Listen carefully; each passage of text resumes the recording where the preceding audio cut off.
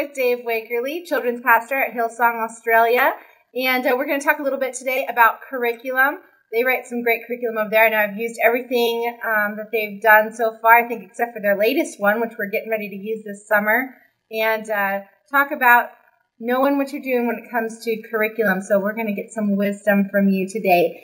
So I'm just kind of curious what you guys are up to over there. How did this last curriculum come together? The last one we just released a few months ago was Supernatural, which was all about worship in a sense. In a word, it's all about worship. So that was full on. That took a long time. In fact, that was probably like 6 months delayed getting. Oh man, these projects are huge. So we took a long time to get that out, but finally got it out. And now I'm wrapping up work on not the last one, but with this one, that brings us up to a year of curriculum that we've released. So we're working on the last 3 months. We're doing Christmas, a month of Christmas, a month of summer called Summer Adventure, and a month of, what's the other one? Discovery, which is like a new Christians thing.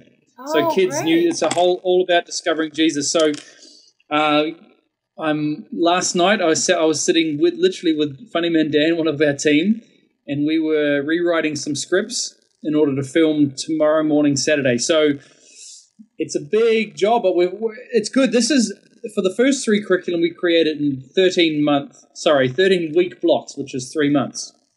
And we've had albums to tie them in together with. It was Tell the World, which is, evangelism, Follow Youth, discipleship, and then Supernatural, which is worship. So really nice themes. That worked out perfectly. You couldn't plan it. Mm-hmm. And now we're on a new season where we don't really have any albums to tie it in with. So I thought, well, let's take an idea of doing a Christmas one and a New Christians one and it's kind of separate. It's 3 little things, but that's what I'm working on right now. Is just finishing that last one up. That is such a great idea. That'll really complete the package. I'm excited for that. We'll have to do a full year of Hillsong over here at the We're church. calling it the year of next year for us is the year of glory, because all our team has called it the year of glory, because finally we're going to do all of our own curriculums in one big block. Oh, nice. It's been enough years since we've done them with our kids. Yeah. So there's all these new kids coming through. And our curriculum we make is only for elementary or primary school kids at the moment. So right. There's a lot of our kids have come up and grown up and haven't actually done them yet. So the year of glory for us is 2012, and I'm really pumped for it. I'm really excited about it. It's going to be awesome. So that's what we've kind of called it, the year of glory. I love that. Well, I can imagine you guys include a lot of media components in all of your curriculum. And I have to say that's probably the highlight for us. You guys do a great job with the worship and with the media. Why are you so media focused? What made you guys make that decision, and why'd you go that direction? Well, back in the day, we've done everything back in the 10 years I've been involved in children's ministry here at Hillsong Church. So we've done the puppets, we've done everything over the years. And we kind of moved to media. There's a number of reasons. Obviously, it really engages kids. One of the big things is the fact that we have 4 major campuses in Sydney and another, I don't know how many churches around the world. There's a bunch of Hillsong. There's Hillsong Cape Town, London, Kiev, New York, all these other churches around the world. And for Sydney especially, which are 3 campuses and there's one in Brisbane, giving kids a shared media experience is very important to me, because media is used to divide kids today. So kids that you talk to in schools will be divided into different camps, like musical camps. They'll be a fan of Justin Bieber or they'll hate him. Yeah. And that automatically divides kids. And then you've got kids who love rock, kids who love hip-hop. It's very much these tribes based around media. Then you've got television, and there's so much choice in television now. When I was growing up in New Zealand in the 80s, we had 2 channels on TV, and everybody watched the same program. Wow. But today you've got so much choice that media is used to divide into tribes. So what I love to do at church is actually use media to unite our kids, so they all see the same thing and they can all relate to the same thing. So the same characters and the same, like Funny Man Dan is just for us. He's if you've ever seen a curriculum or an album or anything, Funny Man Dan is the guru He is a very good friend of mine, my partner in crime, and all the kids in our church know Funny Man Dan. And as soon as that helps us when we go to an event, because if he's there, all the kids are engaged, and it helps us on the weekends because he's hilarious, and all the kids unite around laughing at Funny Man Dan. Yes. So that's one of the big reasons. And I haven't even got to the teaching side of things. And we have preaching in all of our services, live preaching every service, but the media that we used is almost an introduction to the preaching. It's a way of engaging kids in the topic. And then from that, and this is the interesting thing, I find that every service I do on a weekend, if I'm speaking, we have 7 services in our city campus. So an insane amount of services. I know you guys at the church in South Las Vegas have a lot of services. Yes, we do. But there's 7 in the city. So I find, and I've told this to our leaders and our team and our staff, is the fact that sure, we've got the topic and the theme, but every service, God wants to say something specifically to the kids in that service. Yeah. So you take the theme and the topic, and I'll never preach the same way twice. I'll always focus on maybe something different. Maybe it will be very similar in 2 services, but I'm always looking to go, okay, here's the theme, but what is God wanting to say to our kids in this service, this group of, even if it's one of our littlest services, like in the 7 p.m. service, I've got maybe 20 kids in the primary elementary service. What does God want to say to this group of kids? So all of that to be said is media is, and it's at the moment, it's the thing I would never consider doing a weekend service without media.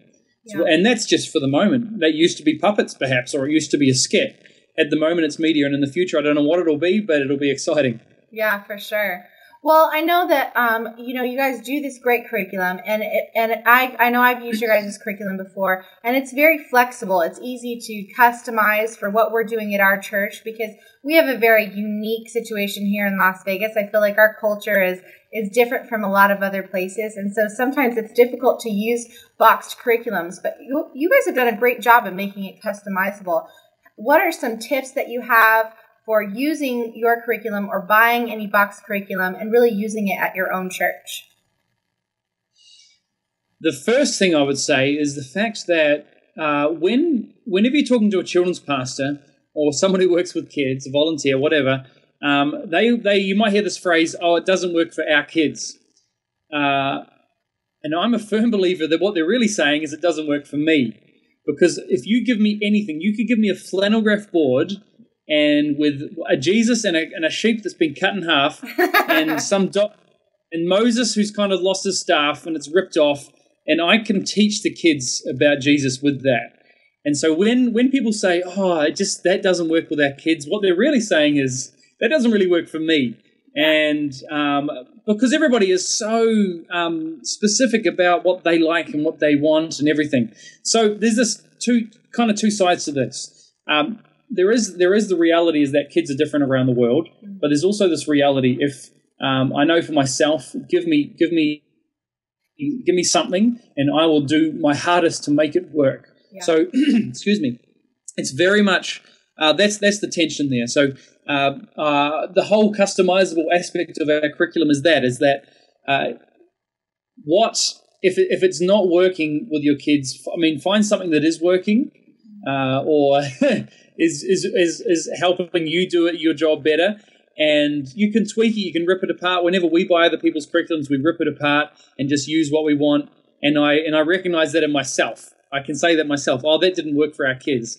Well, you can generally make it work in some way or form. So that's kind of the first thing. But yeah, I try hard. We try hard to make it so you can kind of.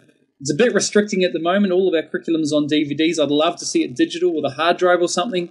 So there's a lot of things to come in the future. But rip stuff apart, pull out stuff, change it, edit it down, do whatever you've got to do. Find a nerd is a good way to do it, especially with media. Find a nerd who can work a computer. Yeah. And I don't really know if I answered your question at all, but let me see. It was yeah. So so yeah, totally. Just rip it up, make it work.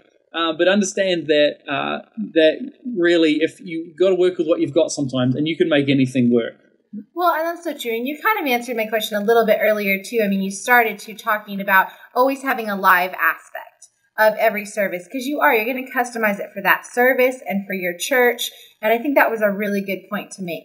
But just what are some tips that you have for people when creating your own media? I guess I'd like to talk about how cheap it is now and how possible it is because so literally all you need now is an iPhone or a little thing called a flip cam. That is the good basis. It is very easy to get good video quality because of the quality of the video in portable devices like your flip cams. You can Google a flip cam. They're really cheap and really good. Or your iPhone. It's really easy to get good quality video. Where your video will fall over if you're trying to make it for a weekend service is the quality of audio. Audio is probably the most overlooked aspect of a media. And I've even seen curriculums you can buy, commercially available media curriculums which have terrible audio. But the video may look good, may look cool, quick editing. I was at a conference recently and there was this whole big video clip which was meant to convey, it was about 3 or 4 minutes, maybe up to 5 minutes long. And most of it was completely wasted because of the poor audio quality. The video looked fantastic. Everything was great. So what I want to say is video's easy. And even if you're videoing somebody talking directly to a camera and you barely edit it at all, that is brilliant because your kids will see you. And if it's you on a screen, it gives you an automatic, what's the word? Kind of like credibility is the word. Beautiful word. Because kids relate so much to the screen. Yeah. And they relate. The big thing about this is I was about to launch into a side road there, but our kids look at two kinds of people. There are consumers and creators. And if they go on YouTube, they are either a consumer or creator. The kids that create media are automatically given this almost leadership position. Not leadership, they wouldn't call it leadership, but creators have this status. And you just got to make a video and put it up on YouTube, no matter how bad it is, with your peer group of kids. It's different. You've suddenly moved out of the consumer to the creator. And they could, no matter, even if they slam it and they hate the video, there's this certain credibility it lends. And so for us, if we want to lead children, we need to be seen as creators. Yeah. So we need to create the media that they consume and teach them how to create, because I want this next generation of kids growing up to be creators, not just consumers, and it's so easy. There was the side road. That was a whole hour lecture. So there's the sense that you don't need a fancy video. You need an iPhone. Now, the other thing you need to buy, if you've got a Mac, you've got everything you need. So a Mac computer, an Apple Mac, everything's included and it'll be great. You plug in your iPhone, you get the video into your computer. Then what you need to do is get good audio into your computer. So if you're interested in doing media for your kids, here's what I suggest you look up. I want you to buy what's it called? What are those things? They're a little audio recorder, a Zoom recorder. Oh, okay, yeah. All right, so go on if you're in America watching this, go on Amazon.com and search for a Zoom recorder. We film, there's a bunch of people in our church who obviously we kind of use their expertise. They're in the professional kind of media world, and we've got a TV department. And this is what they use. So it's about $300 in Australia. It was $300. We probably get it cheaper in the States. It's a little audio recorder with a little SD card. You put it inside. Okay, for $300 you'll get a professional, exactly what the professionals use. And that will give you audio that's 10 times better than the iPhone or the flip cam. Okay, step one. If you want to take it another level, you buy a nice microphone or a clip-on microphone. Even if it's a cheap $100 clip-on microphone, which has got a cord running all the way, you plug it into your Zoom recorder, and there's your audio. That will be professional audio if you've got this little clip-on. Okay, so that's a total maybe $400 or $500 total to capture good audio. Then you take your video from your iPhone, you take your audio from the Zoom recorder, you put it into your Mac, and you link up the two audios. There's a whole process of doing that, but that side is another topic. And then you've got good audio and good video, and you can do magic with that. So I just wanted to say that people focus on the video side of things. You don't need super quality video. But you just need the quality that you can get from your phone. Yeah. But the audio is what you want to investigate, learn how to do, and figure out, because your video will be ruined and useless, literally useless, if the kids cannot understand what is being said. That is so that's kind of the steps. That's my little rant about how to create media. There's a whole bunch of stuff you can go into. They can contact me if they want to. I can probably send them links. If anybody, I don't know if you're going to put contact details up on here, Michael, but whatever. Okay. Yeah, no, I you know what, and that's a great point, because I mean, literally the very first time we tried to create our own video, and then we were so excited about it, we were ready to go, and it comes to the weekend, and we go to put it up there, and you can't understand it. And I was like so upset, because I knew how excited we were about it. But if they can't understand what you're saying, there's really no point to it. And that is actually one of the more challenging sides of video, because you're right. I mean, anymore with the video recorders that you have, any type of phone or iPad or anything, you can get some great quality, but the sound is a little more challenging. Yep. So where do you think, we're talking about media, we're talking about curriculum, where do you think curriculum is going in the future? What do you think we're really going to start seeing, and what kind of trends do you think we'll see in the future, near and far? Well, I think the first thing is getting it out of our weekend services. Phil Vischer, who created VeggieTales, said something years ago on his blog about that was one of the futures of curriculum, is if kids can take what they see on the weekends and then they can watch it at home, or they can show their friends at school, that's a whole frontier of engagement. So, and that's one of the big things, is getting it home. I'm constantly trying to figure out how to do that, if it's an iPad app or an iPhone app. But even then, I don't know. It's not quite there, but that is one of the holy grails, is taking what we do on the weekends home. Do you think YouTube will be a big proponent of that? Absolutely. There's a lot of things that need to work together, I think, to make it happen. And the web is an interesting place for children, full stop. But an interesting place. We've never really spent much money or time or effort in developing a good website for kids, because you're competing against Disney. Yeah. And what's that? Penguins, Club Penguins, and all that. Yeah. And the reality is that you just don't. It's very unlikely you'll see a good return on investment if you put it into a website. Yeah. It's just interesting. Maybe in the future we'll see more of that.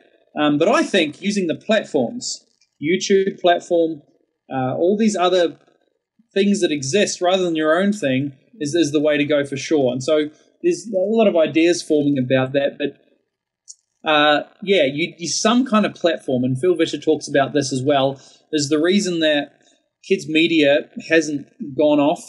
I mean, I'm talking just Christian kids media has not taken off in the last probably 20 years, since the 90s, the mid-90s, since VeggieTales became huge. VeggieTales was mentioned in The Simpsons twice. Now that suggests if you get mentioned in The Simpsons, you've had cultural impact. So using that as the standard, nobody's had a cultural impact like that with Christian media in probably 15 years. Yeah. So why is that? It's because we don't have a platform. Disney has their platform called Radio Disney. Mm-hmm. Playhouse Disney, I think it is the early child, or Disney Junior, and the Disney Channel. That's their platform. You put whatever the content you want on that platform, but the platform is still there. We don't have a platform. We've got a couple of Christian TV channels for kids, and there's kind of quite interesting stuff on there. They just need content, so they'll use anything. And using anything, you can get some very interesting content. There's a lot of things working together there. Media, it's a big thing, and I don't really know what the answer is, but I don't think it's creating a separate Christian platform. We've done that. We've tried that. It's called Christian music, and then all of a sudden it becomes this own little insular world, which is it's subculture. And I'd rather our kids growing up creating media that gets used in the wider culture rather than a subculture. So anyway, there's a rant about media again. But the future curriculum is weekend services something coming into the weekends a lot, into midweek a lot stronger, I think, is one of the big things. Well, just trying to get the kids to interact throughout the week like they would any secular program. And like you said, not creating a subculture that's just for our kids to our kids, but creating a way to integrate into the current culture. So you're actually communicating with children that are not used to our Christian formalities or our language, that they can come in, but that they can hear the gospel and they can interact with it during the week. I think that's a great concept. Totally. And I think collaboration is very important. Our culture, our musical culture you gain credibility, especially in Australia, where if you're a new music artist in Australia, here's what you do. You collaborate with some American artist, especially in hip-hop or something. So you have to do a song with, I don't know, Bruno Mars or some random... If you've got one song with an American artist, then in Australia we look at that and go, oh, wow, you've got credibility now. And there's a lot of that going on, and you'll see it in the dance, especially with dance music. There, more than ever before in the last couple of years, collaboration has just taken off because it adds credibility to both artists. Now, I've been talking with some friends of mine about collaborating with curriculum because what we do is a huge cost. Like, to make your own curriculum is very, very expensive, and it's and I'm trying to figure out how to do it. I'm trying to do a side. I don't know. I feel like there's some other avenue for curriculum, which is collaboration and reducing the costs for everybody. So I've been talking to some friends of mine in Australia here and around the world and trying to figure out what that side. And I know people have talked about it before, and hopefully in 2012 that will come in. You know, we'll keep doing our own, like the curriculum that we do. And next year, actually look for next year, because now that we've got a solid year of curriculum, I've got 12 months of elementary school, primary school curriculum. Next year's a whole new season, and I really want to start doing early childhood, which is a massive need. Yay. Like, good early childhood curriculum is massive. We've just done our first early childhood music album, and that is getting released in the States in February. So pretty much when I'm over for Napkin Conference, right around then is when we're releasing our first ever preschool album around all the stores in America. So that's very exciting. But I want to do curriculum for preschoolers. It's absolutely vital. And next year's a whole new season, and even more of that customization that you talked about. I'm looking at putting that in even a greater way. I'm excited about some little ideas that are brewing, and I'm pumped about the future. Well, it was so great to talk to you, Dave. I'm excited for Napkin Conference, just a couple months away now, and I'm sure you'll have a lot more to talk about. Sounds like you're kind of on the verge of a couple new concepts. I love the thought and the concept of just like collaboration with curriculum. I know we do it with leadership a lot, and we do it as a community, but to really come together and pull our curriculum ideas together, that could be a big thing. And I know, like you said, people have tried it, but if we could succeed at it as a community, it could really help in terms of cost and being able to spread things more quickly. And that would just be kind of neat to see what you guys have done in the next couple months and next year. But it's been great talking to you. I know you've got to go somewhere now, but just thanks for speaking with us. And I'm excited to see you in February in Napkin. Now, if somebody wants to buy your curriculum, where do they find that? If you can order it direct from us at hillsongmusic.com. Hillsongmusic.com. The information for the curriculum is at hillsongkidsbig.com, and that's the website for the information. But if you want to order it directly, just go to hillsongmusic.com. Okay, great. Well, hopefully there'll be lots of orders for that, because I know that we're putting our order in because we're going to do it this summer and ready for a summer of worship, and we're looking forward to it. So, thanks, Dave. February 23rd and 24th, 2012 is Napkin, a children and family pastors and leaders conference. This is an event for your whole team that's not just about ideas, but making ideas happen. Speakers include Jim Weidman, Associate Pastor at World Christian Church and pioneer of children's ministry. Benny Perez, author, church planner, and lead pastor of the church at South Las Vegas. Dave and Beci Wakerley, children's pastors at Hillsong Sydney. Michael Rosales, Napkin Conference Director and children's pastor at the church at South Las Vegas. Ryan Frank, Executive Director of Kids Matter and Awana, as well as Editor-in-Chief of K Magazine. And Sam Luce, avid blogger and children's pastor of Redeemer Church in Utica, New York. Registration is going on right now, so register your team today at thenapkinconference.com. Napkin Conference, taking your ideas off the napkin and into reality.